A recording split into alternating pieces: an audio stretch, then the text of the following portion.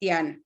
Para iniciar, como toda actividad del MCC, vamos a abrir nuestro librito de preces en la página 13. Vamos a invocar al Espíritu Santo, todos juntos. En el nombre del Padre, del Hijo, del Espíritu Santo. Amén.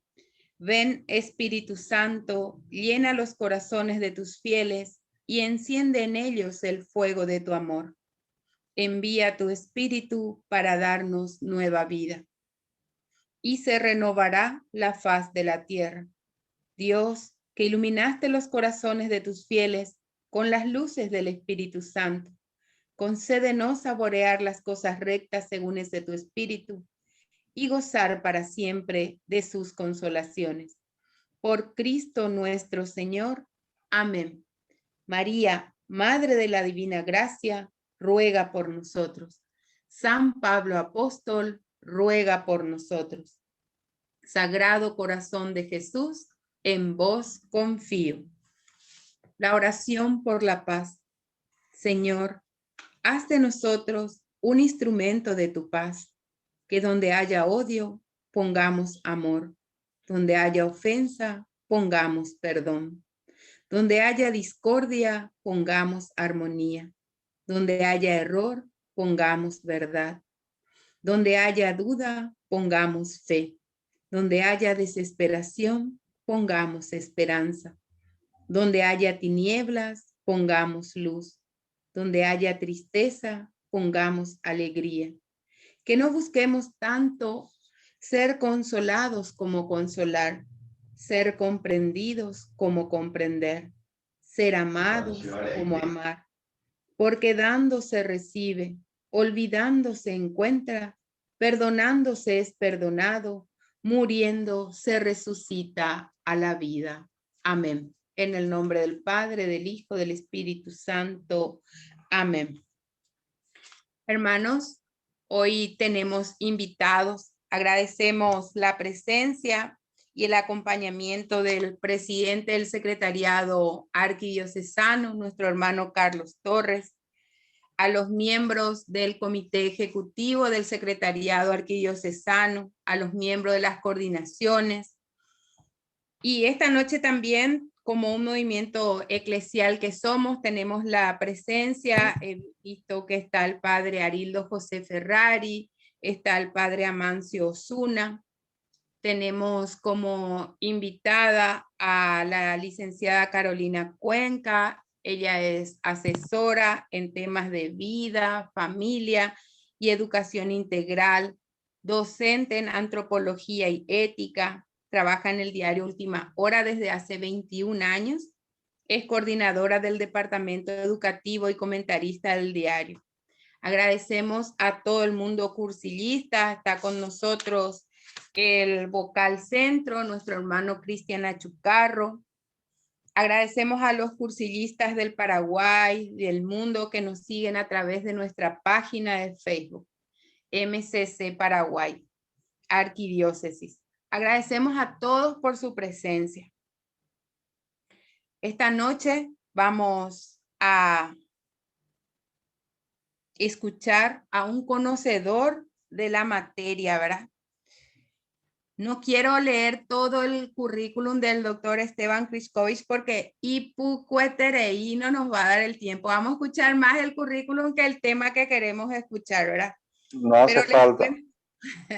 Pero les cuento que él es doctor en Derecho, experto en bioética, ética judicial, Derecho constitucional, derechos humanos, derechos fundamentales. Es diplomático, estuvo como embajador del Paraguay ante la Santa Sede, en el Vaticano. Tiene 16 años de servicio en el Poder Judicial, 7 años de servicio en el exterior. Fue precursor de la visita del Papa Francisco a nuestro país, 23 años de docencia universitaria. Bienvenido, doctor. Esta es parte de la comunidad cursillista. Estamos atentos a lo que hoy usted quiera compartir con nosotros. Vamos a hacer todo oídos sobre el tema los derechos humanos desde la perspectiva cristiana. Adelante, doctor. Muchas gracias, buenas noches a todos. Una gran alegría Agradezco a las autoridades del MCC que me han contactado para dar esta conferencia. Yo siempre he valorado mucho este movimiento, ya desde mi juventud, por los amigos que he tenido. Yo estoy en otro movimiento de iglesia, pero con los del MCC siempre he tenido mucha afinidad y siempre recuerdo una escena de la película Romero que Romero se pone a cantar con unas hermanitas la música de colores, también se me quedó en el subconsciente, a veces tarareo esa canción, así que estamos en comunión, ¿verdad? Pues el tema sobre el cual me han pedido exponer es un tema muy interesante, muy actual, porque en el nombre de los derechos humanos actualmente hay una visión equivocada o distorsionada de lo que significan los auténticos derechos en los últimos años, en las últimas décadas. Entonces es bueno dar una visión exacta de la realidad. Vamos a tener primero una nota preliminar basada en el estudio de las normas que hace en la Suma Teológica Santo Tomás de Aquino. Él decía que había cuatro tipos de leyes que hacen al orden del universo, al orden de los pueblos, de las sociedades, de las familias y de las personas. Estas leyes eran, primero, la ley eterna, que es el ordenamiento dado por Dios a las cosas. Es el ordenamiento que dio Dios a todo el universo. Esa es la ley eterna. Luego está la ley natural. ¿Qué es la ley natural? Es la captación de esa ley eterna que dio Dios a todo el universo a través de la razón humana. Es decir, es la posibilidad que tiene el hombre de entender, de captar el orden creado por Dios, y entonces se llama esa captación ley natural. Un cuarto tipo de ley es la ley divino positiva, que es la ley que Dios manifestó a través de la revelación, y entonces se pudo entender mejor cuál era el orden de las cosas querido por él para todo el universo. Por ejemplo, la religión judeocristiana tiene los mandamientos que hacen al entendimiento de la voluntad de Dios sobre el universo, sobre el mundo, sobre la vida de las sociedades y de cada uno de nosotros como personas. Pero en todas las religiones vemos lo que se conoce también la regla de oro, que está implícita en la voluntad de Dios y se plasma espiritualmente en muchas de las religiones, que es: no hagas al otro lo que no quieres que se te haga a ti, ¿verdad? Eso se conoce como la regla de oro, que es como una manifestación o revelación espiritual que Dios puso en todas las religiones que hay en el mundo. Y luego está la ley humana. La cuarta ley es la ley humana, que es la ley creada por los hombres, que se supone debe estar acorde con la ley natural, es decir, con el orden justo de las cosas, que se puede dar en las grandes cosas, por ejemplo, el tema del derecho a la vida, como las pequeñas cosas, por ejemplo, las transacciones comerciales, cualquier tipo de contrato donde existe la justicia conmutativa, que se llama el intercambio.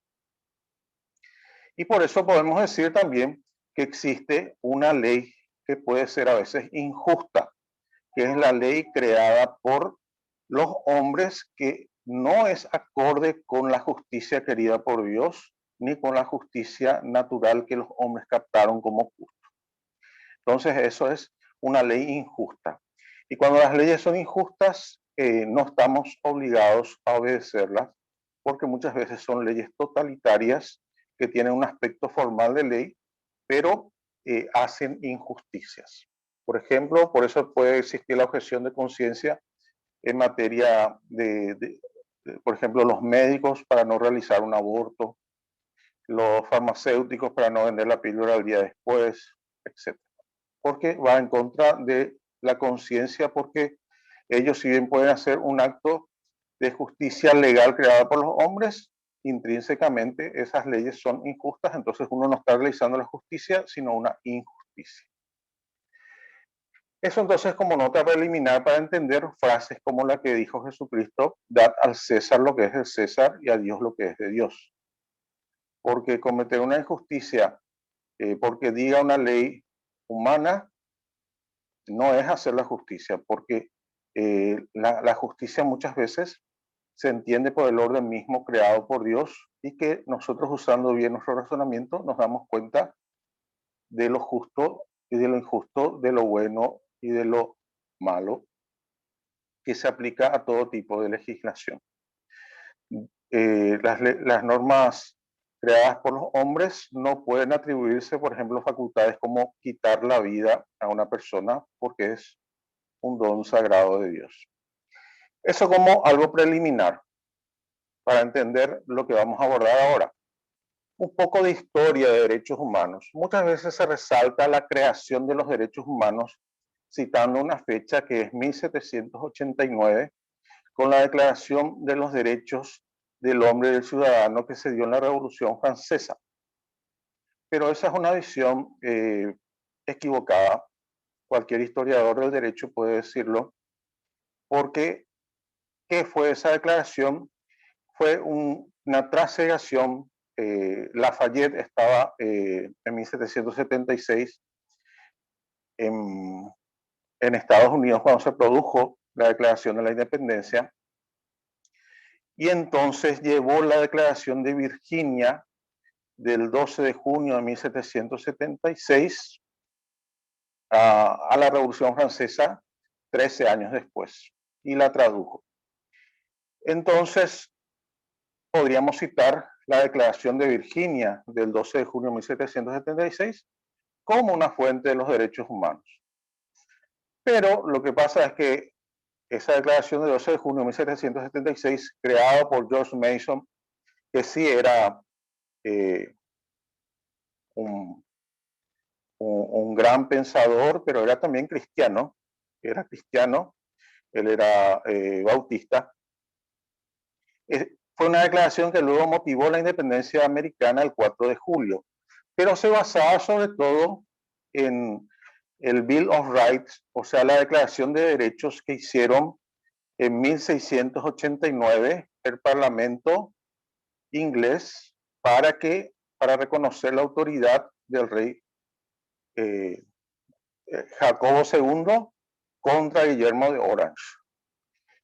Aunque era deficiente, por ejemplo, establecía la libertad religiosa para todos menos para los católicos. Esa es la única diferencia, pero le sirvió como fuente a la Declaración de Virginia, porque la Iglesia Anglicana le perseguía a los católicos y no quería que haya una reina católica ahora. Luego John Locke modificó eso y criticó esa declaración y dijo que los católicos también debían ser incluidos. Pero otra vez, esa declaración de 1689 tiene como fuente los estudios de Hugo Grocio, que era un protestante calvinista, que a su vez se basó, él fue el creador del derecho internacional público, que a su vez se basó, él tenía al principio la recta razón que valía el derecho natural para entender las cosas que Dios quería en el mundo, y eso es lo positivo. Pero ese criterio otra vez se basó en la escuela de Salamanca, de dos grandes católicos que inclusive se está abriendo su proceso de canonización, que son Francisco Victoria, que era un sacerdote dominico, y Francisco de Suárez. ¿Qué decían ellos? Algo extraordinario, que decían que los indígenas tenían derechos, debían ser considerados como personas, y además sus pueblos tenían que ser considerados como repúblicas a los efectos del derecho internacional. Imagínense. Entonces, por ejemplo, el reino de España tenía que negociar con los reinos o con los caciques de toda América Latina y no imponerse. Y el rey Felipe II, para todas sus normativas en favor de los indígenas, se basó en Francisco Victoria y Francisco de Suárez. Hablaban ellos además la persona como sustancia individual, que enseguida vamos a ver ese concepto, y hablaban también que en el Tratado del Dios Legislador que Dios era el legislador permanente y el hombre debía captar con la razón la voluntad de Dios en las normas realizadas por la autoridad pertinente. Y ahí la famosa frase que dijo Suárez, que la voz del pueblo es la voz de Dios, ¿verdad? Pero a su vez, ellos se basaron en la experiencia de las misiones jesuíticas del Paraguay y México, y también en el pensamiento de Santo Tomás de Aquino del siglo XIII. Y Santo Tomás de Aquino otra vez se basó en la vida, en los estudios de un santo desconocido para la mayoría, pero fue el creador del concepto de persona humana, que se llamó Boecio, que fue un filósofo romano del siglo VI que fue martirizado por ser cristiano, y él definía a la persona como sustancia individual de naturaleza racional, corpóreo, espiritual, social y política, que vamos a explicar después, ese concepto. Y a su vez, Boecio se basó en el cristianismo y sobre todo en una frase que decía que ya con Cristo no hay esclavo ni libre, ni hombre ni mujer, sino que todos somos uno en Cristo Jesús. Esa frase del cristianismo es la verdadera fuente de los derechos humanos. No encontramos ni una otra fuente, ni en Aristóteles, ni en Platón, ni en ningún otro pensador, aunque a veces quieran rebuscar inclusive en el rey Ciro de Persia, en esa frase de Cristo, de San Pablo, es la revolucionaria. En Cristo Jesús no hay esclavo ni libre, ni hombre ni mujer, sino que todos somos uno. Platón, por ejemplo, justificaba la matanza de discapacitados físicos y mentales, inclusive después de nacidos, que los padres tengan derecho a tirarles por el despeñadero, no solo en Esparta, sino también en Atenas. Es decir, no solo los que valoraban físicamente el aspecto físico del ser humano, sino también los que valoraban el pensamiento. Y Aristóteles, por ejemplo, justificaba a rajatabla en varias obras suyas la esclavitud como un derecho natural que hace que los pensadores tengan tiempo de no hacer actividades físicas, sino pensar en Atenas. Entonces, la raíz verdadera de los derechos humanos la encontramos en el cristianismo. Nosotros empezamos a retroceder desde 1789 y ahora vamos a avanzar, porque la Declaración de los Derechos Humanos surgió en 1948. Entonces vamos a avanzar. ¿Qué pasó en el siglo XIX? Luego de todas las vicisitudes y los problemas sociales que se dieron por consecuencia del liberalismo político y económico, la revolución industrial que hizo la producción en cadena, la reacción del socialismo ante esa situación de injusticia que existía, que exigía que también que los proletarios ¿qué significa? Que son solamente propietarios de sus hijos, de la prole. Entonces, que los proletarios se enfrenten a los propietarios, ¿verdad? Que eran propietarios de la tierra. Entonces, los proletarios del mundo unidos. Y era un conflicto entre los que tenían poco y los que tenían mucho, dentro de un proceso que se llamaba la dialéctica marxista, que hablaba que la construcción de la historia se daba con el enfrentamiento. Y León XIII habla frente a la dialéctica de la contribución de la paz social, la justicia social, y habla de que el derecho puede construir la verdadera civilización entre las personas, inclusive entre las clases sociales entre las cuales existan desigualdades, en razón de que tienen una misma naturaleza humana, pese a estar en una condición de desigualdad de hecho. Y habla del aspecto también de la contribución del derecho para la construcción de este tipo de relaciones en el mundo de la política, y que había un derecho natural que tenían que reconocer las autoridades, como el derecho a la propiedad privada, el derecho a la salud que el Estado debía trabajar y el derecho a la asociación de las personas para defender sus propios intereses y derechos. Entonces, rescata y da una formulación muy interesante y concluye diciendo dos cosas: que los cristianos tienen que unirse para defender estos derechos, porque hasta Pío IX, como él estaba prisionero en el Vaticano y los cañones, en 1870 se logró la unificación italiana y el Papa estaba recluido en el Vaticano. Y los cañones apuntaban, los cañones de Garibaldi, hacia el Vaticano, desde el Monte Gianicolo. Entonces él decía a los católicos, para que salgan su vida, que no se metan. En cambio, León XIII dice: métanse y trabajen con todo, asóciense. Porque si ustedes se quieren asociar en defensa de los derechos, no es mejor que estén los católicos unidos, dice, y trabajen en el mundo de la política, trabajen con todo. Y eso fue tan interesante que de allí surge después el movimiento popular, que se transforma en el Partido Demócrata Cristiano en toda Europa y después en todo el mundo ahora. Y ahí también surge unos años después la Acción Católica, la Juventud Obrera Católica, las asociaciones de intelectuales católicos, la Federación de Universidades Católicas, gracias a ese llamado que hace León XIII, que luego potencia Pío XI. Porque Pío XI se da cuenta de que la Primera Guerra Mundial vino como consecuencia de que no estaban unidos los católicos trabajando en la sociedad. El segundo aspecto que no dije todavía, el primero es la Asociación de los Católicos, pero el segundo dice que si no se trabaja por estos derechos humanos fundamentales, dice el Papa León XIII, va a venir una gran hecatombe mundial.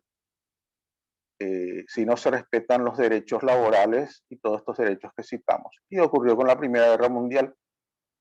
Y por eso una de las consecuencias de la Primera Guerra Mundial es la creación de la Organización Internacional del Trabajo, la OIT.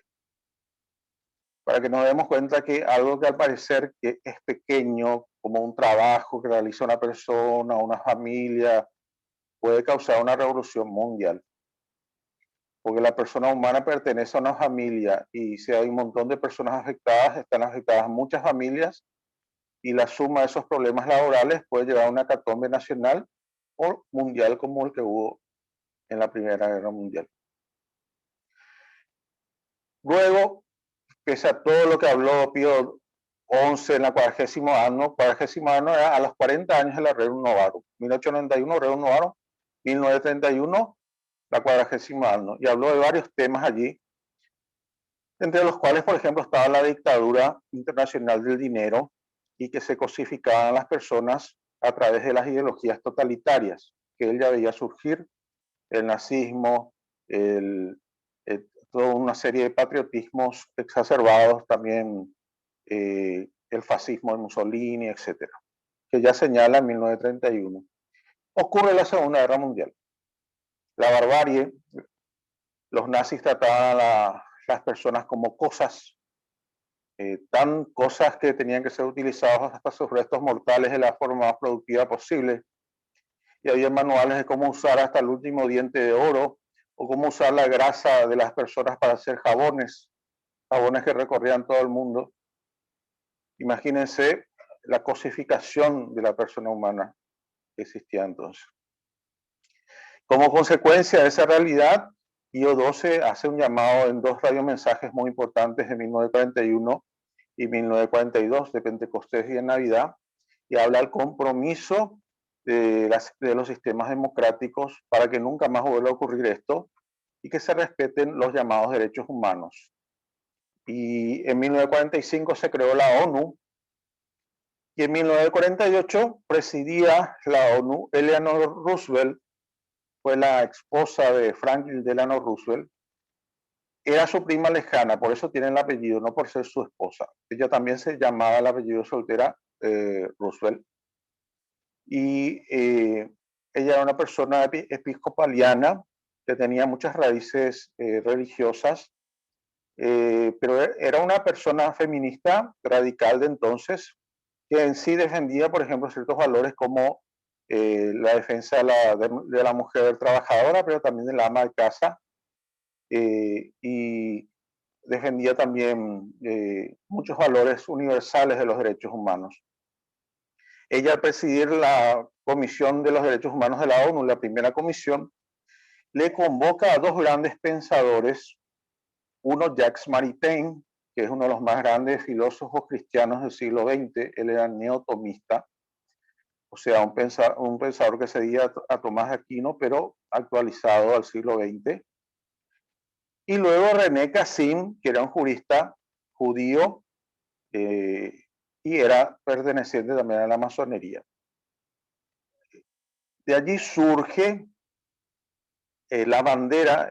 Es muy interesante leer todos los documentos de Eleanor Roosevelt, muy interesantes porque ella todas las reuniones que se realizaron detalló, y era apasionante las discusiones que se creaban, porque a veces también le invitaban a personalidades de distintos países y discutían cada artículo de los derechos humanos.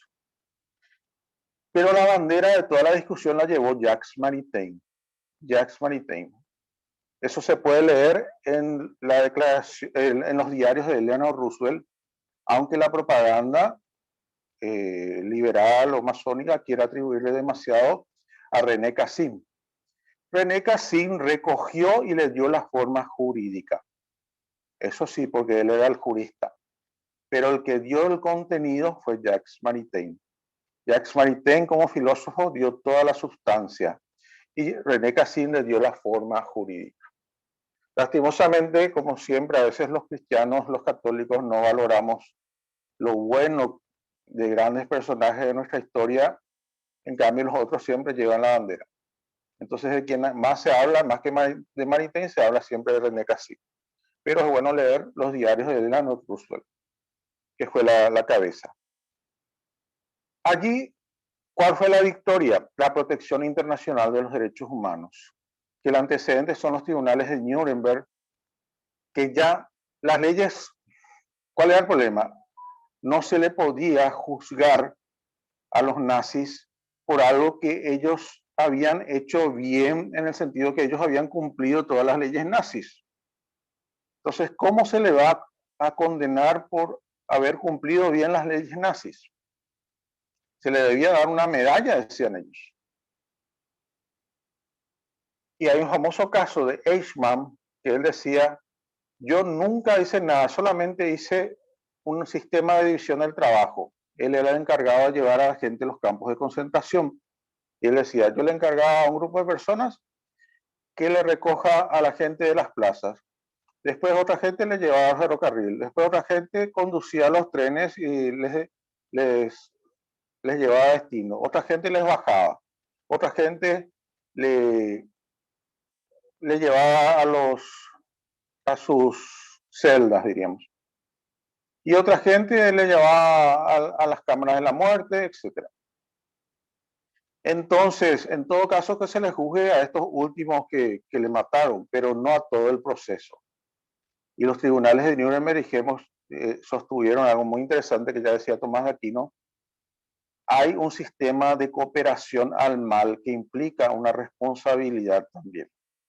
Si el resultado final fue un daño, todos aquellos que participaron de ese proceso, inclusive el ideólogo, también tiene una responsabilidad que asumir. Y eso, para decir eso, tuvieron que salir de las leyes nazis y juzgar por el derecho natural. Entonces se crearon los tribunales de Nuremberg. Y esos tribunales de Nuremberg trabajaron en toda la década del 45 al 55 aproximadamente, y juzgaron no por la ley humana, sino por el derecho natural. Y con esta culminación de la Declaración Universal de los Derechos Humanos que se aprobó en 1948, además existía una protección universal, es decir, la ONU asumía la responsabilidad de que en ninguna parte del mundo se podía repetir lo de la Segunda Guerra Mundial. Entonces, a partir de esa declaración, todas las personas humanas de todos los pueblos del mundo debían ser protegidas.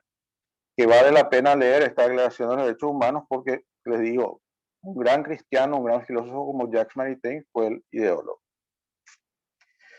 ¿Qué viene después? Viene la Guerra Fría, el conflicto entre las dos grandes potencias del mundo, que son Estados Unidos y Rusia, la Unión Soviética entonces, ¿verdad? Y surgió un gran conflicto cuando en 1963, 62, 63, Estados Unidos descubrió que en Cuba estaban misiles colocados como para disparar a Estados Unidos y portaaviones de Rusia apuntando a los Estados Unidos. Entonces, Estados Unidos ya armó unos portaaviones americanos que iban a partir y se iba a disparar directamente contra los portaaviones y los misiles soviéticos.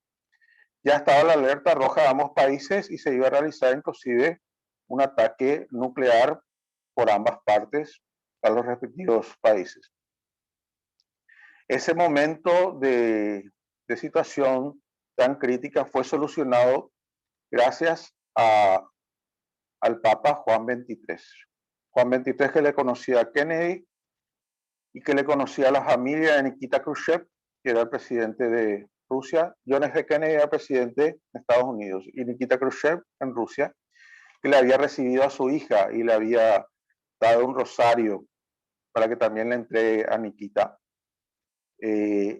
Allí le telefonea y le llama a ambos y ahí se logra parar la guerra. Y él escribe una encíclica que es magnífica, que se llama Pacem in Terris. Pacem in Terris significa paz en la tierra.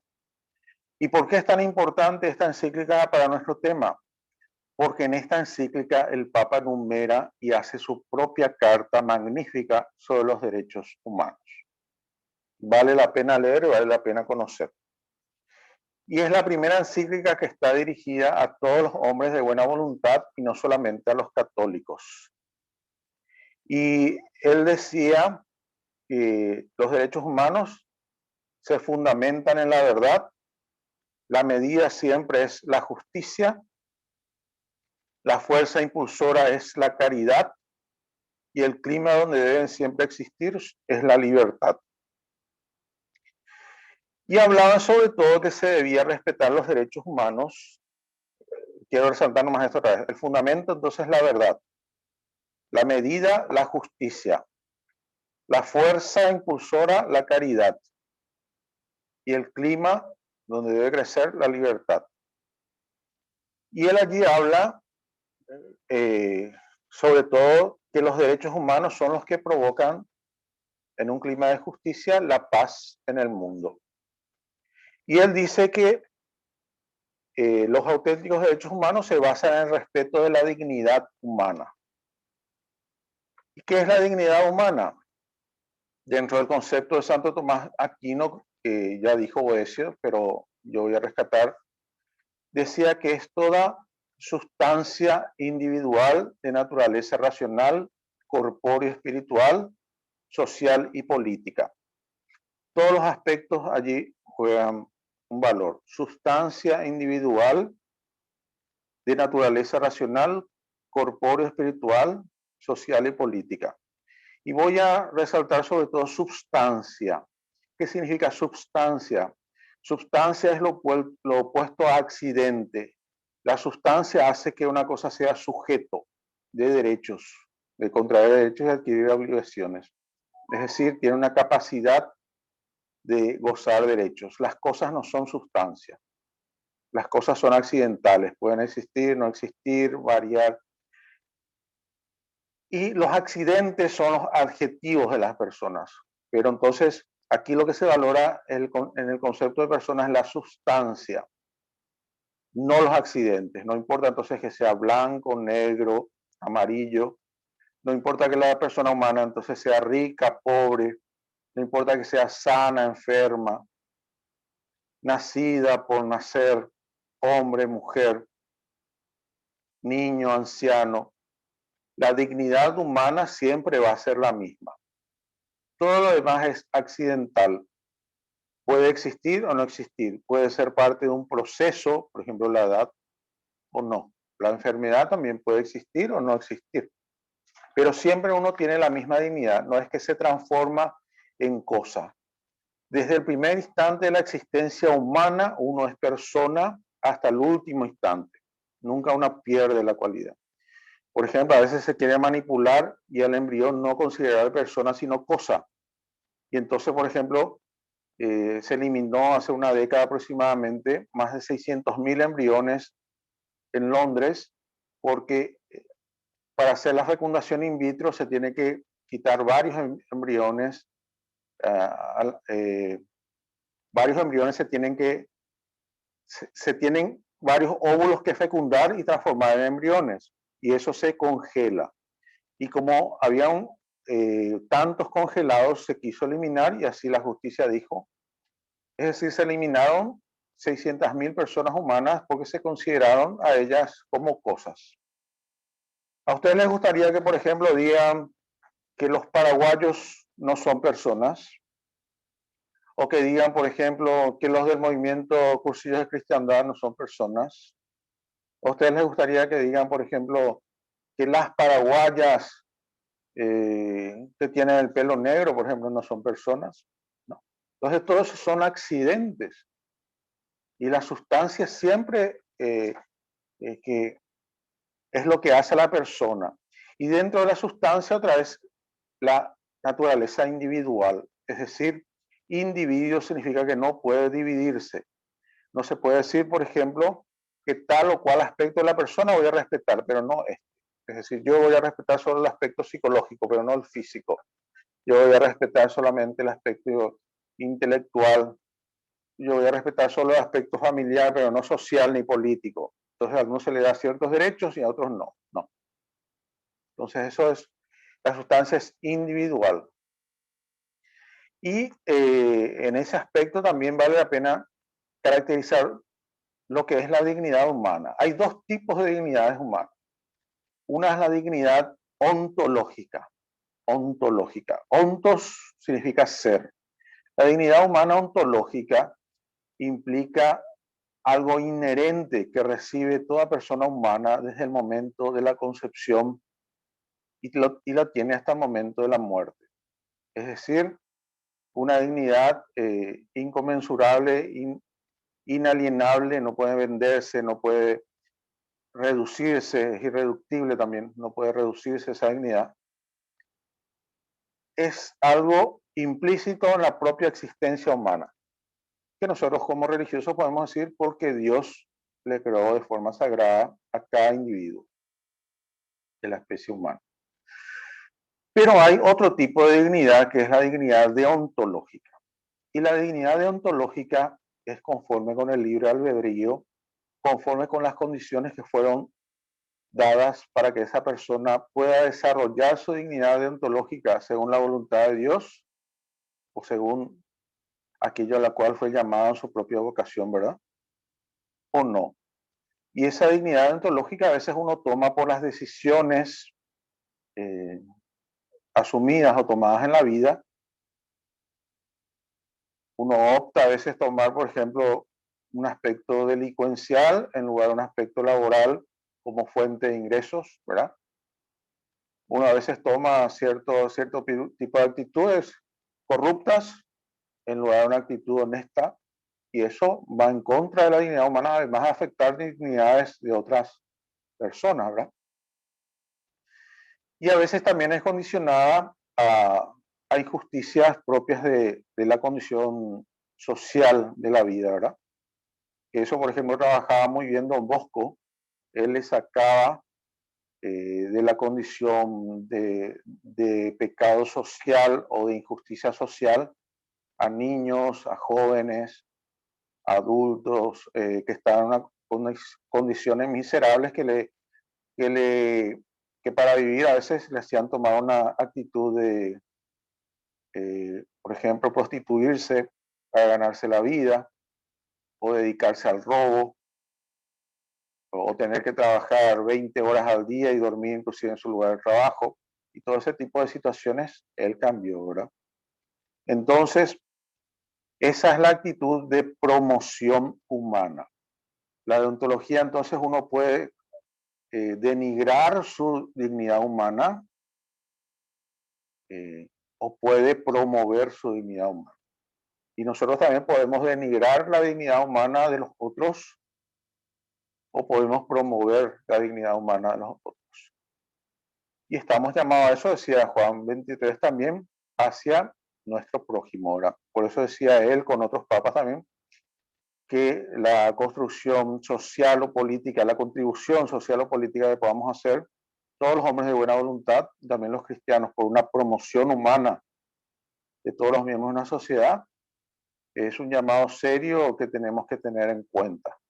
También a los ojos de Dios, porque Él va a mirar las injusticias o la justicia que podamos realizar. ¿Verdad? Aparte de esto, siguiendo este modelo de Juan 23 y de todos los papas de la doctrina social de la Iglesia, vemos grandes testimonios de los derechos humanos en el siglo XX, de cristianos y de católicos y no católicos. Por ejemplo, católicos podemos tomar el testimonio en el mundo de la política, aunque algunos quieran cuestionar a veces en su aspecto de la vida personal, pero yo discuto siempre eso, porque yo creo que en su aspecto de vida personal también, aunque se quiera decir cualquier historia a veces no justificada, él era un testimonio. Robert Kennedy, como fiscal general del Estado, todas las leyes a favor de la no discriminación de los negros, el trabajo de Martin Luther King, que él era bautista, pastor bautista, pero seguía totalmente el pensamiento de Juan 23. La Madre Teresa de Calcuta, con todo el testimonio de tratar a personas que no son consideradas personas humanas por el hinduismo, ella les rescataba, a veces recibía por eso agresiones de los hinduistas, pero ella les consideraba persona humana, aunque a veces le quieran destruir sus casas y haya una reacción desmesurada por ese hecho que ella realizaba. Arnulfo Romero, con todo el testimonio valiente que tuvo, inclusive, aunque personas de la izquierda y de la derecha no le comprendían, él tenía una posición auténticamente cristiana. El Papa Paulo VI, cuando redacta la Humanae Vitae en plena discusión de la ley del aborto, él toma una preferencia a favor de la vida humana por nacer, tantos así que en coherencia con eso los dos milagros que provocaron su beatificación y su canonización son de niños por nacer que continuaron pese a graves pérdidas, por ejemplo, de la placenta de la madre, igual continuaron con vida y llegaron a un feliz término del embarazo con el nacimiento del niño. Y la figura de Juan Pablo Magno, Juan Pablo II, con todo su testimonio a favor de las libertades públicas, en la defensa de los derechos laborales, etc. Voy a terminar ahora con un breve tema. Hay actualmente algunos quieren poner 6 generaciones, ¿verdad? Pero la verdad es que existen 4 generaciones de los derechos humanos. Una primera generación del siglo XVIII y XIX son los derechos civiles y políticos, por todo lo que explicamos, ¿verdad? Está, por ejemplo, las libertades, la libertad de religión, la libertad del voto, la libertad de participación, todo el tema de los derechos del ciudadano, la Revolución Francesa. La segunda generación del siglo XIX y XX, todo el tema de los derechos sociales, ahí está la encíclica Rerum Novarum, los derechos laborales también, económicos, culturales. Una tercera generación son es del siglo XX y XXI, son los derechos de la solidaridad, es decir, que ningún hecho que uno realiza no está aislado de la responsabilidad social con toda la comunidad, y también la justicia y la paz.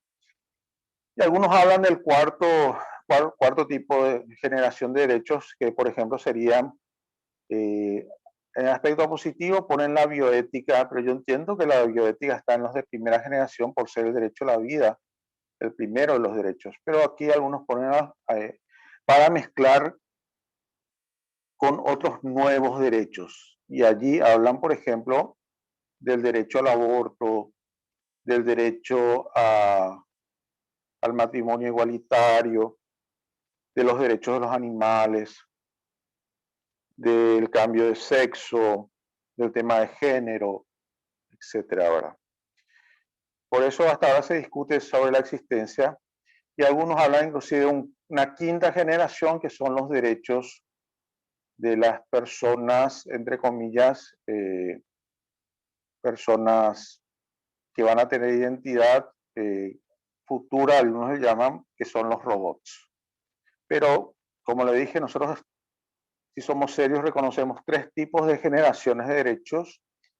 Sin embargo, experimentamos la discusión de la cuarta generación, es decir, de atacar el derecho a la vida con ciertos derechos que afectan a la bioética, como el derecho a la eutanasia, el derecho a realizar el aborto. Imagínense, de ser un delito, un atentado contra la vida, se convierte en un derecho humano al aborto.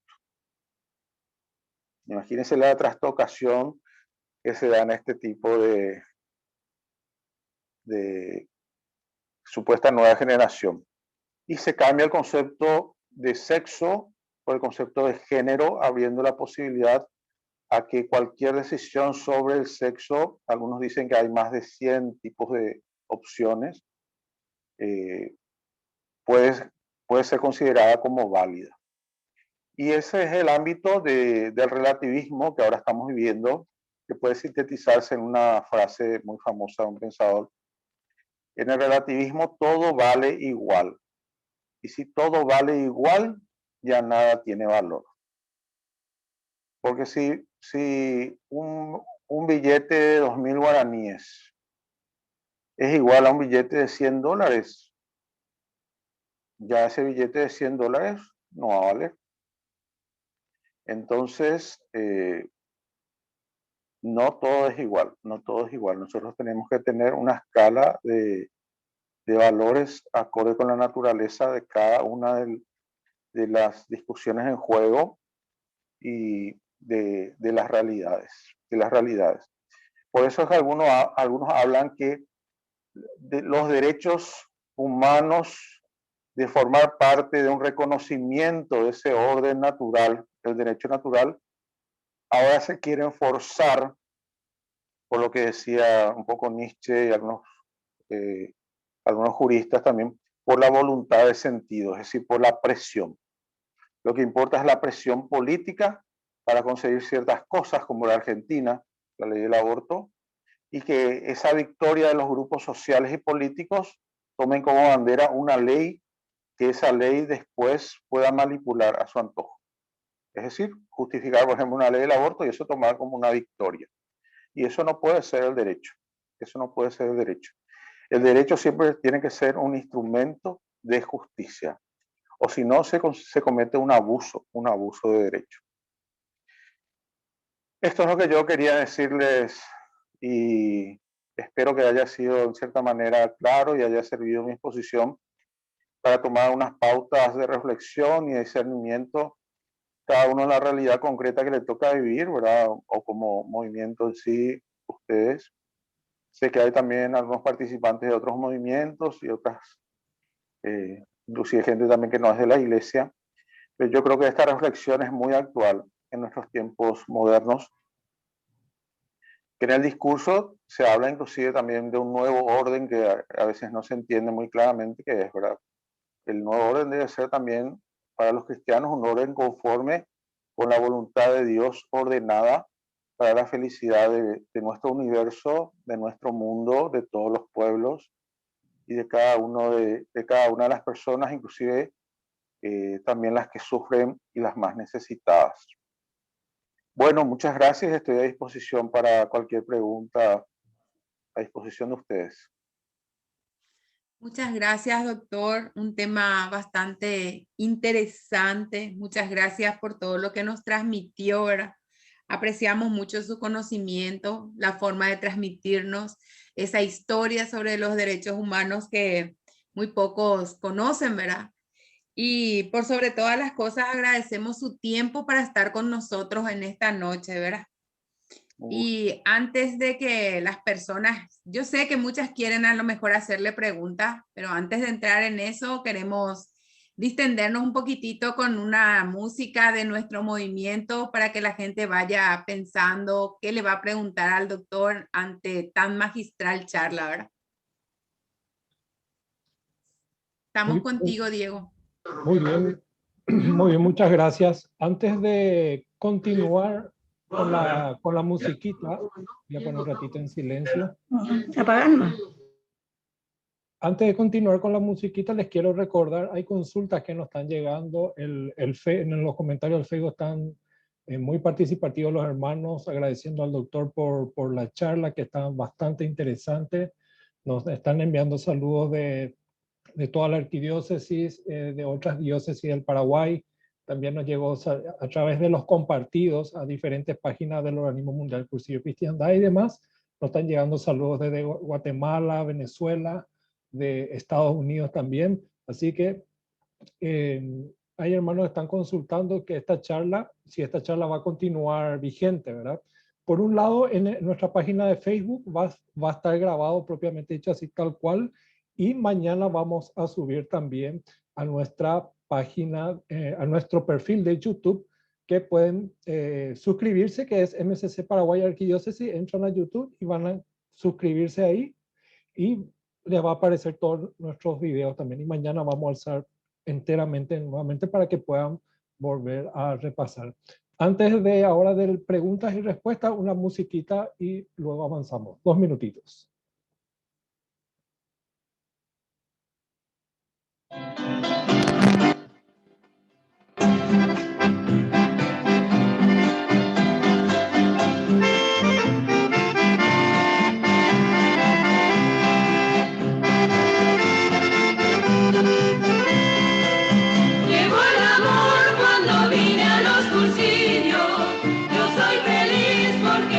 Permitió, llegó el amor y era lo que me faltaba, y aquel infierno de mi alma se acabó. Llega el cursillo al llegar la primavera, y mi jardín ya de nuevo floreció. Mi corazón ya no siente la quimera, que tanto tiempo mi pecho lastimó. Llegó el amor, tenía que llegar.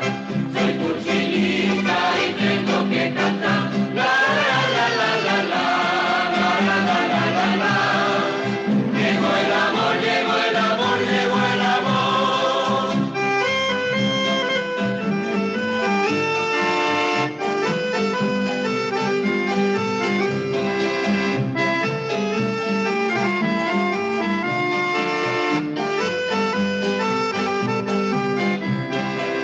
La vida tiene tristezas y alegrías, la vida tiene también su sinsabor.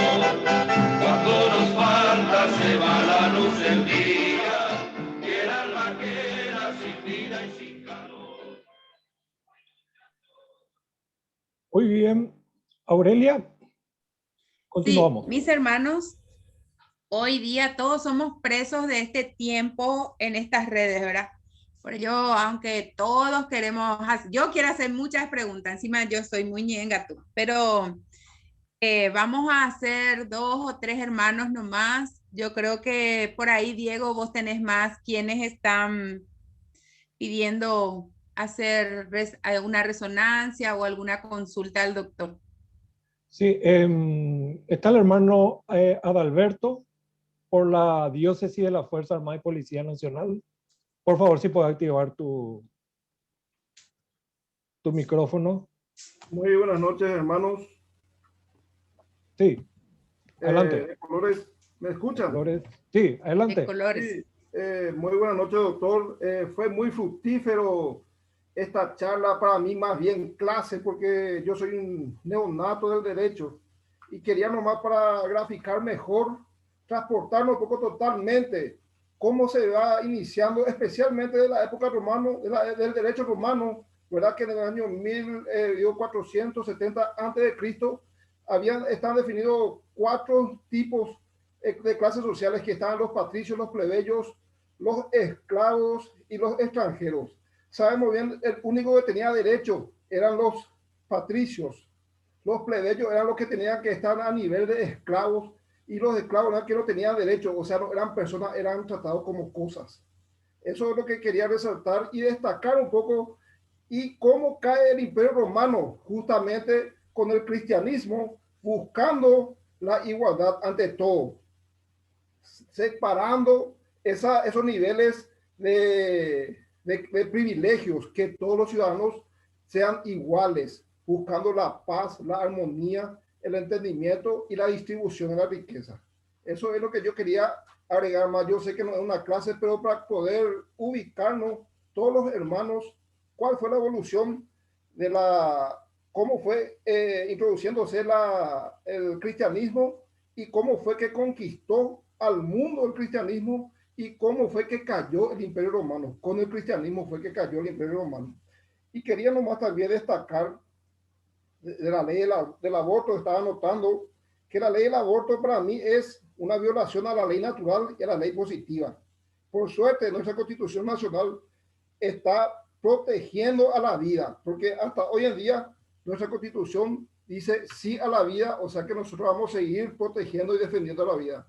Y sigo diciendo, cada vez que participo en una escuela, en una charla, una capacitación, aprendo más. Por más que estudio, más necesito saber. Muchas gracias, doctor. Muchas gracias, hermanos, y de colores. De colores. Muchas gracias, muchas gracias. Muy valioso tu aporte. Ahí quiero resaltar, el concepto de persona está dado por la capacidad, es decir, por la capacidad de tener derechos que sean reconocidos, de adquirir derechos y contraer obligaciones. Y es cierto, en distintos momentos de la historia, algunas personas tenían derechos, es decir, eran consideradas personas y las otras eran seres humanos, pero no personas porque no tenían esa capacidad.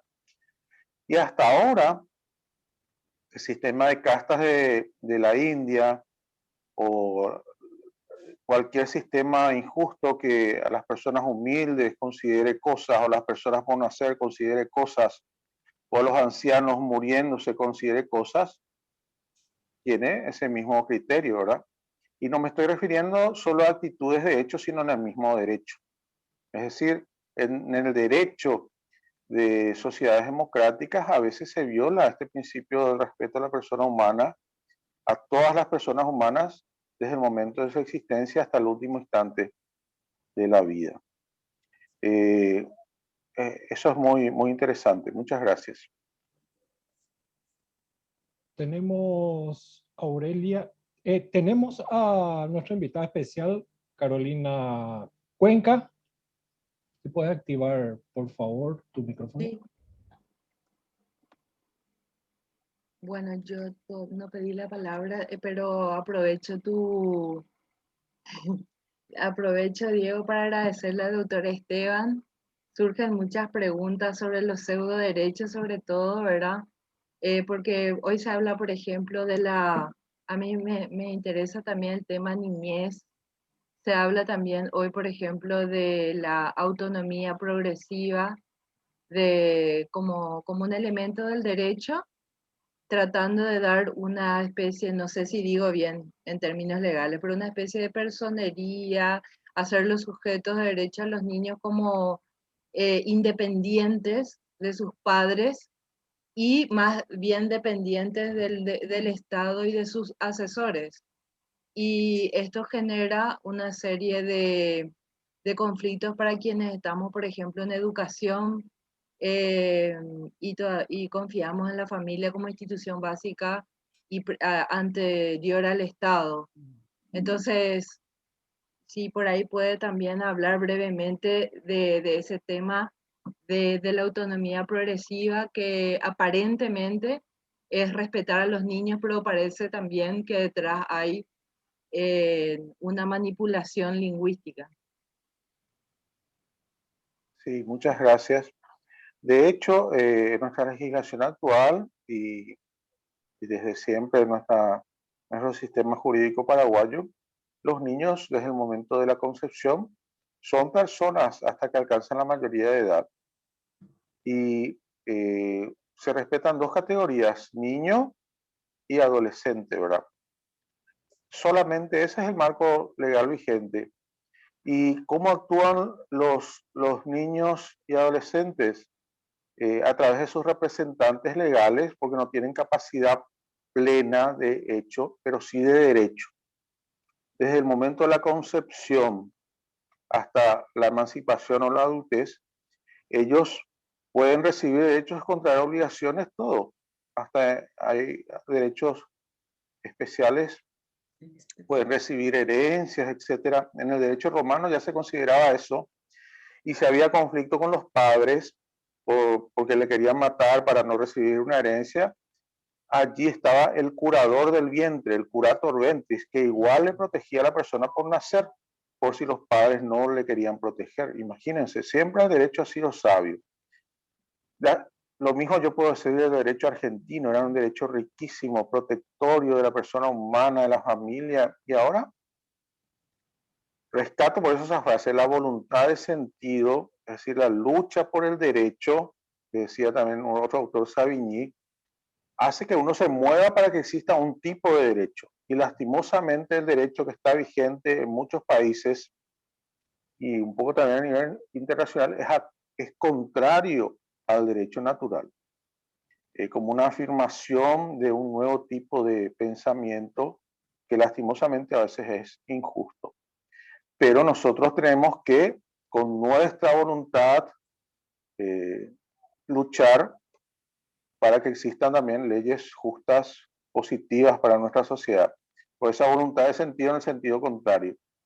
Lastimosamente, en Argentina, este tipo de criterio venció por las personas que están a favor del aborto como derecho. Nosotros sostenemos, acorde con el derecho natural, que el aborto es un atentado grave contra la persona humana física y contra su misma dignidad humana desde el momento primario de la existencia. Y es grave porque además es un delito realizado con premeditación, es decir, se planifica cómo realizarlo, también con ensañamiento, infligiéndole mucho daño de forma injusta, y alevosía, es decir, con toda intencionalidad. Entonces es un delito gravísimo, con los agravantes más fuertes del derecho penal.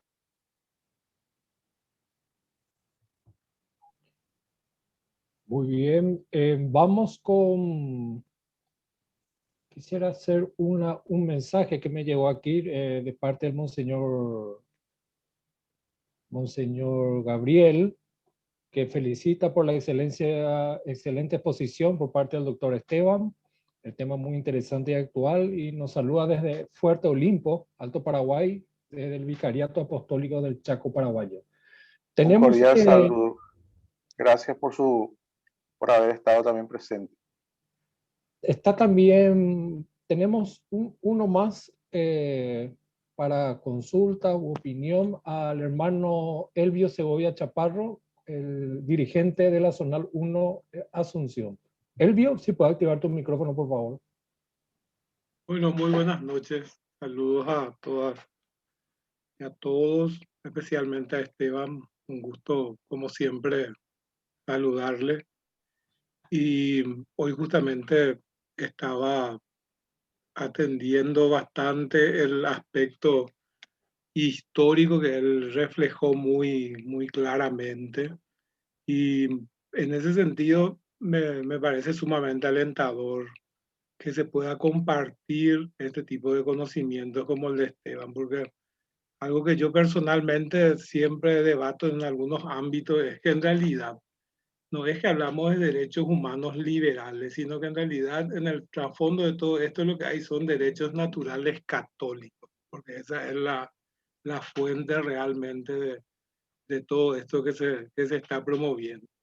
Y en ese sentido también es importante señalar que justamente en nuestro flyer de invitación a esta charla, que por cierto estuvo muy buena, muy ilustrativa, hablaba de la perspectiva cristiana. Y en ese sentido es también importante recalcar que hay una perspectiva católica, porque también hay cristianos que no son propiamente católicos, que también tienen algunos aspectos éticos que son diferentes, no sustancial, no son opuestos, no son, pero sí son diferentes. Y que acá realmente lo que hace la base de todo este fundamento es el derecho son los derechos naturales católicos. Y hay que difundir esto y hay que ver la manera de asumir todo esto.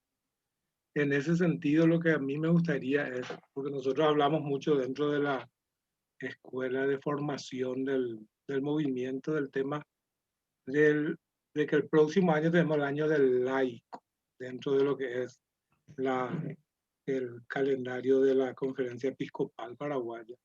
Y le pediría a Esteban si es que nos puede sugerir algunas iniciativas que se podría llevar adelante desde...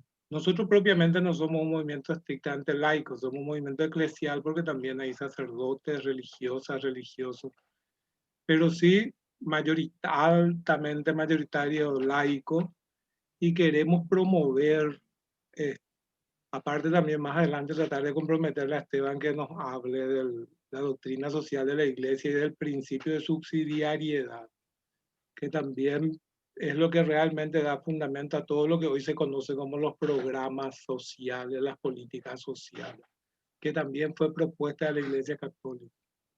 Y pedirle sobre todo eso, que nos ilustre con toda su vasta experiencia y conocimiento qué iniciativas, qué sugerencias podemos llevar adelante para que esto se conozca más, se comprenda más y nos comprometamos más con ellos, con todo esto desde nuestra vida cristiana católica. Eso es todo y gracias, Esteban, una vez más por tu excelente exposición. Muchas gracias, Elio. Bueno, lo que no se conoce no puede ser valorado, no puede ser amado, decía San Agustín. Entonces, lo primero que hay que hacer es conocer la doctrina social de la Iglesia, que es realmente, no lo que a veces se enseña como si fuera la doctrina social de la Iglesia. A veces parcializada, a veces interesadamente torcida. Entonces hay que conocer lo que es la doctrina social de la Iglesia en sus raíces, en su autenticidad. Por eso yo valoro este tipo de encuentros, para más con gente que son agentes multiplicadores, que van a dar pautas de discernimiento, primero en ustedes mismos, en sus familias, en todas sus comunidades, ¿verdad? Entonces yo creo que este tipo de encuentros formativos son muy valiosos. A veces uno cree que subestima lo formativo y solo llama a la acción, pero la acción siempre necesita un sustento de reflexión y de discernimiento que luego motive a la acción. Entonces es muy importante eso. Y todo lo que ustedes puedan organizar y cuenten con nosotros en lo que se pueda también. Ahora, el tema es derecho natural cristiano, católico. No podemos ponerle ese rótulo, porque si bien la fuente es Santo Tomás, San Agustín, es muy rico, pero también implica el llamado a todos los hombres de buena voluntad, y no podemos segmentar. Entre nosotros podemos decir y darle ese rótulo, pero en el llamado a todos tenemos que tomar la política de Juan 23, es decir, darse cuenta que esta posibilidad de captación del orden natural de las cosas, del orden que tiene que existir en toda la existencia, en el universo, que nosotros interpretamos de esta manera, es también una invitación al otro que puede no tener religión, que puede ser de una religión diferente, pero que puede captar este tipo de cosmovisión, una invitación a él, ¿verdad? Si bien nosotros sabemos que las raíces, como explicamos hoy, son católicas, pero pensemos ahí, Hugo Grocio, por ejemplo, él era calvinista y tomó de los de la escuela de Salamanca, de Francisco Vitoria, Francisco Suárez, y adaptó, y gracias a Hugo Grocio existe el derecho internacional público. Y imagínense si Nikita Khrushchev decía, no, esto es una posición nada más de los católicos, nosotros somos materialistas ateos, fieles al comunismo, ¿verdad? Entonces por eso él llamaba, a veces esa actitud tenemos que tener como inclusive estrategia ventajosa en el tratar con los hermanos, ¿verdad? Si bien nosotros sabemos que nuestra fuente está dada sobre todo por el pensamiento católico, está abierto a todos los hombres de buena voluntad. Y yo valoro la valentía muchas veces y el arrojo del Espíritu Santo que les da a los hermanos evangélicos. Trabajamos muy bien en todo el tema de la defensa de la vida humana con ellos, de la familia. Entonces yo creo que a veces ellos nos dan, el Espíritu Santo se vale de ciertas personas valerosas, ¿verdad? Y en mi vida yo inclusive, gente que no era ni cristiana, para tomar un impulso y tomar ciertas actitudes, ¿verdad? Pero es valioso para nosotros tener la conciencia, que decía Helio, de la riqueza de la interpretación que nos da la Iglesia Católica como madre y maestra. Eso sí, pero compartir con todos los hombres de buena voluntad, pero estar orgullosos de nuestros filósofos católicos, eso sí, y juristas.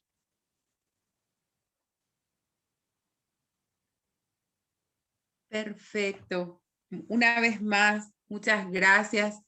Es tan lindo, tan enriquecedor, porque nosotros como cursillistas le tenemos como patrono a San Pablo, y que a partir de San Pablo, quien nos ha dicho de que todos somos uno en Cristo Jesús, nosotros esta noche hemos aprendido, comprendido de que esa es la raíz verdadera, ¿verdad? Que está en el mismo cristianismo, la defensa de los derechos humanos. Es la raíz de la igualdad y es la raíz de la comunión, que son esenciales. Y otro principio, la participación, ¿verdad? La participación, pues todos somos uno en Cristo Jesús, es la participación, además de la comunión. Y la participación, cómo se aplica en los derechos humanos y en la vida social, es muy importante. Así mismo, ¿verdad? Y todos nosotros como cursillistas, como laicos comprometidos, estamos llamados a defender la vida, a defender los derechos humanos, porque esa es la voluntad de Dios, ¿verdad? Esa es. Así mismo, así mismo. Lo que decía una vez el Papa Benedicto, ¿verdad? Si ustedes, los cristianos de tal movimiento, decía, se pusieran todos unidos a trabajar por lo que Dios quiere, que el mundo entero iba a vibrar, ¿verdad? Entonces a veces no somos conscientes de eso. Lo que puede ser nuestro país, ¿verdad? Si empezamos los católicos, los cristianos a movernos. Los del MSC, los de todos los movimientos. Hay una gran tarea. Hay una gran tarea. Asimismo, que no sea que al final de nuestras vidas después, por omisión, no estemos en un costadito en lugar de donde estamos llamados, ¿verdad? Porque sobre mismo, todo se nos va a preguntar todos... también sobre nuestro compromiso, nuestra vocación social, ¿verdad? ¿Cuándo no me ayudaste? ¿En qué momento yo no recibí tu ayuda? Y yo estaba en ese grupo de personas que también estaban necesitando un bien común específico, ¿verdad? Y en cuanto al compromiso político, recordemos lo que dicen las Fratelli Tutti y el Papa Francisco. Es una gran cosa ayudar a una persona, a un anciano a cruzar un río, dice. Es una gran obra de caridad. Pero es una mayor obra de caridad que él llama, y otros papas también llamaron, de caridad política, construir un puente para que varios ancianos y mucha gente pueda cruzar ese río. Claro que construir el puente honestamente, ¿verdad? Así mismo, con honestidad y transparencia. Así mismo. Bueno, muchas gracias, demasiado interesante, brillante. A mí luego me encanta la historia, me encanta todo esto y no sé, me ilusiona volver a escuchar, volver a aprender, ¿verdad? Y eso nos regala nuestro querido movimiento, este movimiento eclesial. Un Dios se lo pague, nosotros no acostumbramos a decir porque no te queremos robar esa gracia, doctor. Queremos que Dios te pague por toda esta transmisión de tu conocimiento. Gracias, ha sido de verdad un gran gusto y que estemos unidos siempre en la oración, en el estudio y y en la acción en todo lo que sea para bien en nuestra sociedad y para nuestra iglesia también. Muchas gracias. Gracias, muchas gracias. Diego, yo creo que estaba el monseñor Gabriel, creo que participó con nosotros de esta charla. Hemos visto por ahí que dice monseñor Gabriel. ¿Será que él sí está, Sí. Diego? Sí, él nos dio un saludo. No sé si continúa él. Está también el asesor eclesiástico de la diócesis de la Fuerza Armada Policía Nacional, padre Amancio. Está el padre Amancio. El padre Amancio, ¿verdad? Le pedí, no sé si Digo que puedo, está todavía Monseñor Gabriel. Está no le todavía. estoy viendo nomás. Padre Amancio, Sí, buenas noches. buenas noches, padre. Bueno, de colores. Tengo, Colores. De colores, padre. Ahí entramos, señor Gabriel.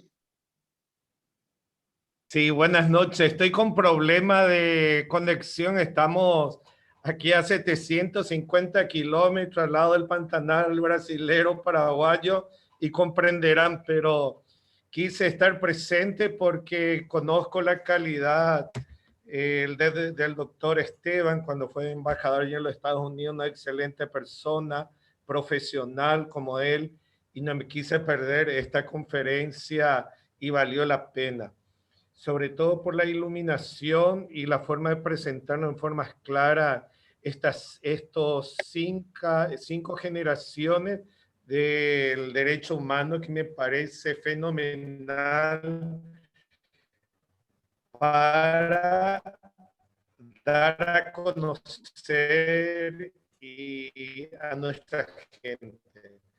Entonces me pareció muy interesante y justamente un comentario que hice fue mi preocupación como obispo de la Iglesia Católica, cómo ser capaz de transmitir a estas nuevas generaciones, nuestros jóvenes, niños, jóvenes, estos valores naturales y valores que estas instituciones cristianas católicas, algunas veces nos encontramos con educadores que son profesionales excelentes, pero no tienen la base de los valores humanos y cristianos. Y nos encontramos con grandes masones, nos encontramos con grandes ateos, y allí evidentemente cuando los valores no son iguales, utilizan otros tipos, no sé si llamaríamos valores, porque sabemos nosotros que los valores por sí son objetivos siempre, lo que hacemos subjetivos son las personas de acuerdo a la situación que a uno le toca vivir. Y me pareció muy interesante el aporte que nos dio la iluminación al doctor Esteban. Felicitaciones al grupo de colores, como siempre, por facilitarnos justamente ya un año antes de celebrar el Día del Laicado, ya ustedes están empezando este trabajo, que sin la presencia de ustedes los laicos, poco o nada podríamos hacer nosotros los ministros de la Iglesia Católica. Les felicito porque ustedes, su profesión, como papá y mamá y como grandes profesionales, aportan al crecimiento de la iglesia. Felicitaciones. Gracias, monseñor. Un saludo cariñoso, monseñor, al padre José, que es cursillista de la Zonal 1. Te acordarás que pedimos permiso para ir para llevarle a cursillo. Sí. Estamos en plena fiesta patronal nosotros acá. Y ahora me hice de tiempo para participar de este encuentro. Muchas gracias, monseñor. Gracias, monseñor, por participar de este evento. Usted como obispo, es muy importante. Gracias, doctor. Aurelia, podemos cederle la palabra a nuestro asesor, el padre Amancio, y luego al padre Arildo.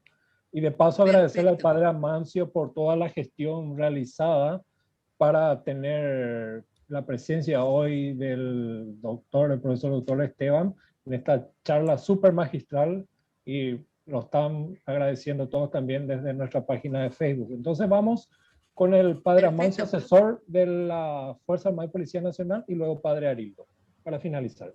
Adelante, padre Amancio.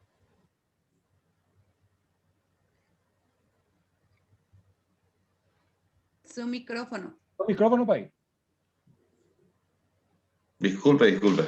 Agradecerle a cada uno de ustedes por estar ahí, aceptar también la invitación, doctor Esteban, que con gusto aceptó, ¿verdad?, este gran desafío, y yo sabía que él nos iba a interpelar.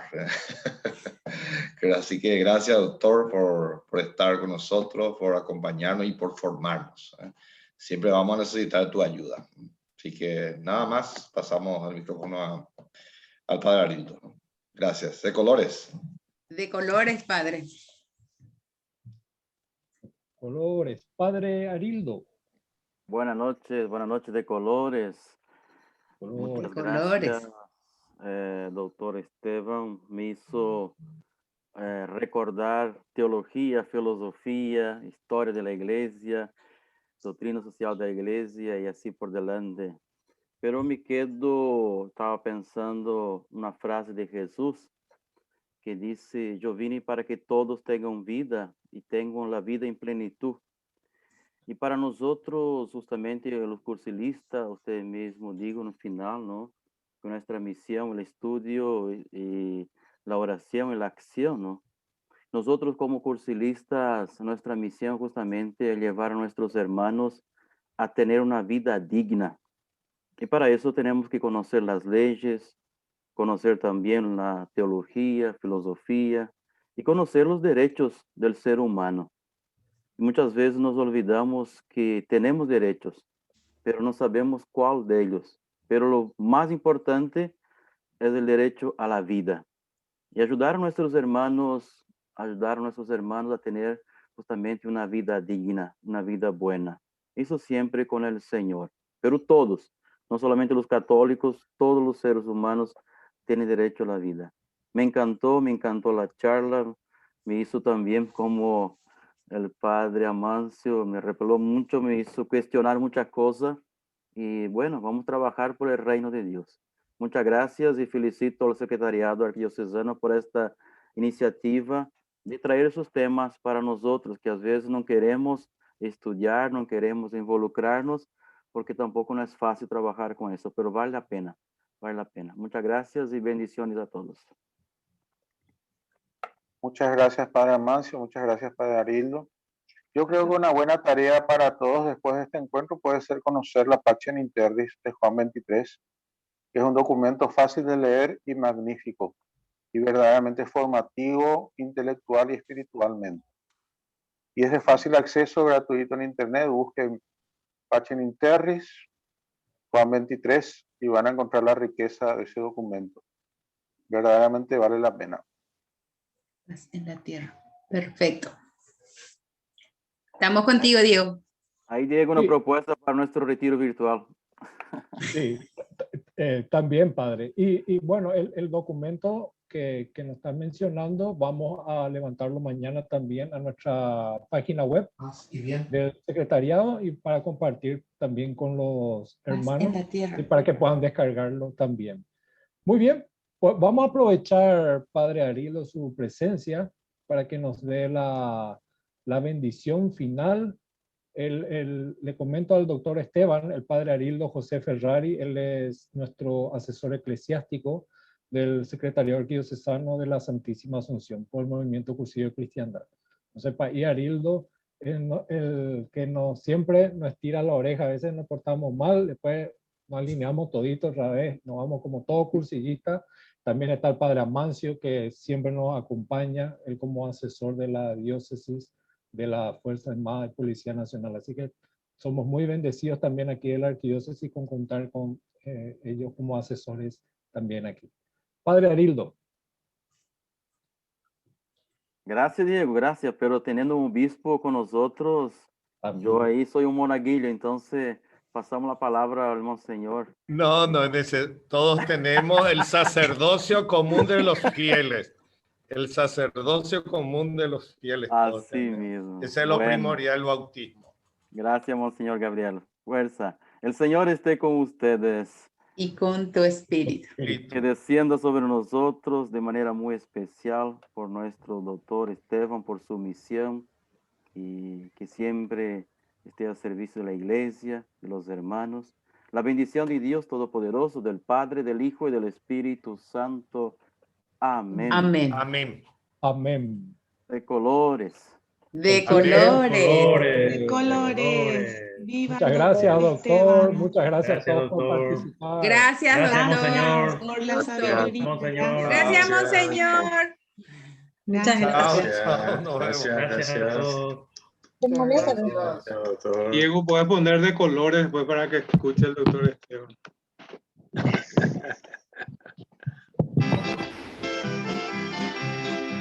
Excelente. Gracias, doctor. Gracias, doctor. Gracias, un gusto grande. Gracias a todos. Estamos unidos en la oración. Los pajarillos que vienen de afuera, de colores, casi siempre. Amores de muchos colores me gustan a mí. Los grandes amores de muchos colores me gustan a mí. Colores brillantes, divinos que viste la aurora. Colores son los que el sol atesora. De colores, de colores. Que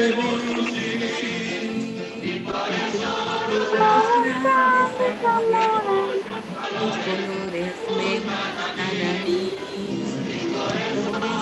Los grandes amores de muchos colores me gustan a mí.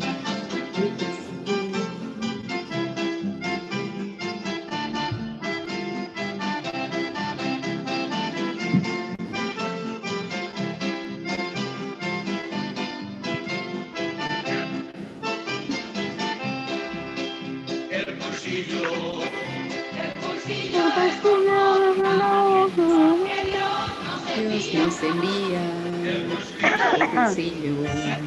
El cursillo es como una escritura de amor y alegría. El cursillo con sus asistentes y sus dirigentes nos va a redimir. Y la gracia y amor nos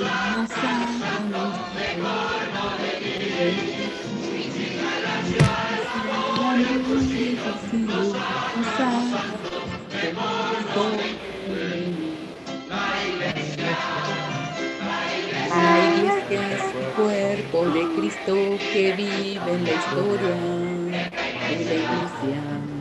Soy parte del cuerpo que es mi gloria. A la iglesia entré por el bautismo que Cristo me dio.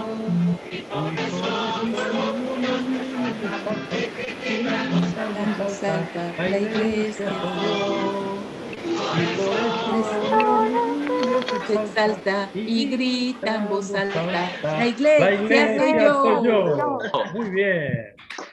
Conmigo pura hay valletería y Diego en mover el micrófono yo digo yo pura hay valletería. Hoy PTI que tú o pura jeiba y vetan de imaginar no perder vela y club. Era.